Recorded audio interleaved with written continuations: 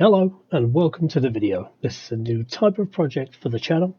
For those who know my history with the gaming, I'm a lifelong gamer, Capcom fan and horror game aficionado. I hope you enjoy this video, so let's get started. As an immediate lover of the Resident Evil series from day one, I was excited to hear that Capcom would be broadening their horizons with an Eastern epic samurai adventure in the same vein, taking us from the confined corridors of Raccoon City to the vast vistas of beautiful ancient Japan.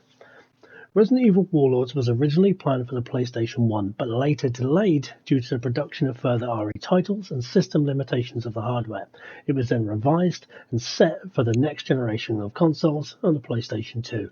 As far as the series is concerned, it spans multiple entries across a range of platforms, including several entries on the PlayStation 2, one for the original Xbox, one for the Game Boy Advance, Onimusha Soul, which was a Japan-only browser game, and a remake of the first game Onimusha Warlords, both on the Xbox One and PlayStation 4. What we know. Following the success of the Resident Evil movie in 2002, Onimusha was picked up by Paramount Pictures and Davis Films, headed by producer Samuel Hadida in 2003.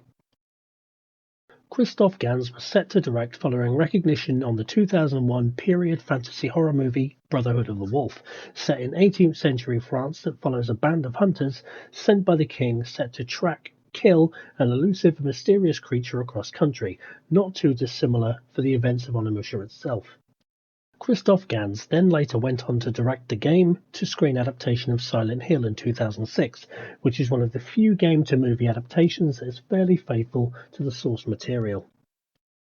Samuel Hadida was set to produce, with notable works on True Romance, the Resident Evil movie franchise, and the upcoming Project Zero adaptation. So what was it about?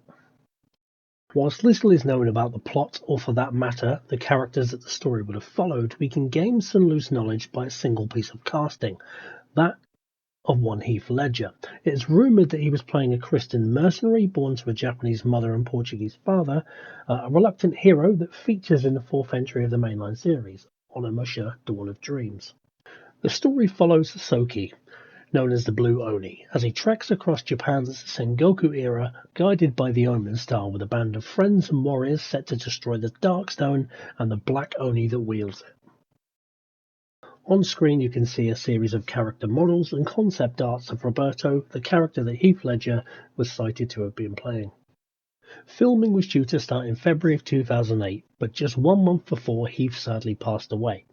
The movie was then placed on hold to find a suitable replacement for Heath's character, and around the same time there was a writers and actors strike in the US, leaving the project in production limbo. It is unclear as to whether the main series protagonist, Samanosuke Akechi on the right, played by Takeshi Kaneshiro on the left, was to play a part, but rumours suggest that he may have in some capacity due to statements made by his management around this time, as well as his character being linked to Tenkei from the very same game. Japanese-Korean-born actor Takeshi Kaneshiro has a large body of work and features in a 2007 movie called The Warlords, similarly titled to the game, featuring Jet Li and Andy Lau. So what now? Capcom did later state that the movie was set for release in 2011, but fell silent ever since. The series made a brief return in January of 2019 with a remastered version of Onimusha Warlords for the PlayStation 4, Xbox One, Nintendo Switch and PC, but little is known about the sales numbers of the remaster.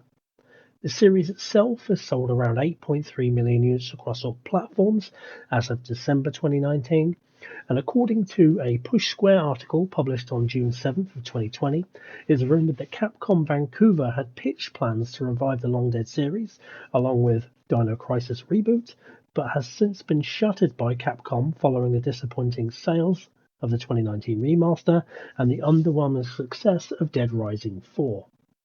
With the waning interest in the Paul W.S. Anderson directed series of movies, I suspect that Capcom thought that a movie based on a video game series may prove too big of a financial risk, but we can all hope, with a revival of the new RE movie, hopefully Capcom can give this beloved series and the revival it deserves, both with a new entry on the RE engine, which we would all love to see, and maybe a series to complement it.